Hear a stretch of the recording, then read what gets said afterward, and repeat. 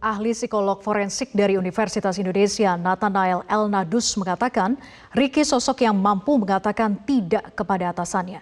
Hal ini terungkap ketika kuasa hukum Ricky bertanya kepada psikolog mengenai penyebab Ricky menolak permintaan Sambo ketika berada di rumah Saguling lantai 3. Bang bertindak atau bertingkah laku tertentu. Nah, seperti itu Pak. Oke, jadi mungkin silakan. bisa apa yang Bapak mau fokuskan tingkah laku yang mana terlebih dahulu? Kenapa dia tidak berani menyampaikan apa yang dia diterima dari Oke. Ferdy Sambo? Ya. Apa karena ada kekhawatiran, ketakutan atau apa? Atau mungkin membahayakan dirinya juga? Oke. Lihat bahwa relasi mereka ada dalam satu konteks yang high power distance yang pertama.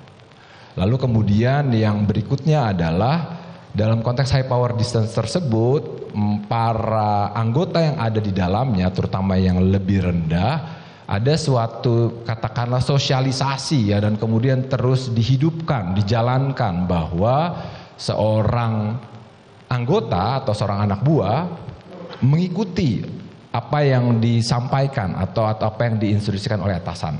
Yang pertama. Lalu kemudian saya pikir juga dalam suatu unit kerja yang cukup intens yang selama ini terbangun, ada semacam suatu pemahaman bahwa masing-masing punya tugasnya masing-masing. Dan kemudian yang kemudian bisa dikatakan menjadi suatu ya, norma yang kemudian hidup di dalam lingkungan unit kerja tersebut adalah ya tadi ya masing-masing punya fokus tugasnya dan kemudian ya tidak perlu mencampuri urusan satu sama lain. Itu salah satu hal yang saya pikir patut kemudian kita diduga juga hal itu berlaku dalam lingkungan kerja tersebut. Nah, seperti itu. Lalu kemudian saya pikir konteks relasi ini pun juga yang khas yang kami temukan dari hasil menurut saudara Ricky ini juga, beliau ini dan juga teman-temannya memang ada tema yang konsisten.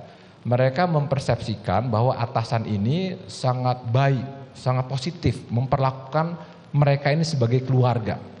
Jadi artinya di satu sisi dia adalah atasan, pimpinan yang dihormati, disegani, tetapi juga ditambah ada kualitas yang sangat positif sebagai pimpinan yang memperlakukan kami ini sebagai keluarga, gitu Pak kira-kira. Nah, itu faktor environment-nya, lingkungannya.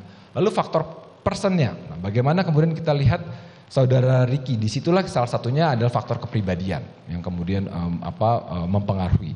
Tapi tidak hanya kepribadian juga, tapi bagaimana kemudian pola pikir yang bersangkutan, pemikiran yang berkembang, interpretasi terhadap situasi itu juga mempengaruhi tindakannya. Nah, hal ini yang bersangkutan dengan tegas mengatakan izin, saya tidak sanggup, saya tidak kuat mental. Nah, hal ini juga didukung oleh profil psikologis yang bersangkutan tadi, bahwa dia mampu memiliki suatu kondisi psikologis untuk berani mengatakan tidak pada pimpinan yang posisinya jauh lebih tinggi. Ditambah lagi permintaan ini pun juga bisa saya katakan di luar kompetensi dia, jadi di luar repertoar tingkah laku yang bisa dia lakukan.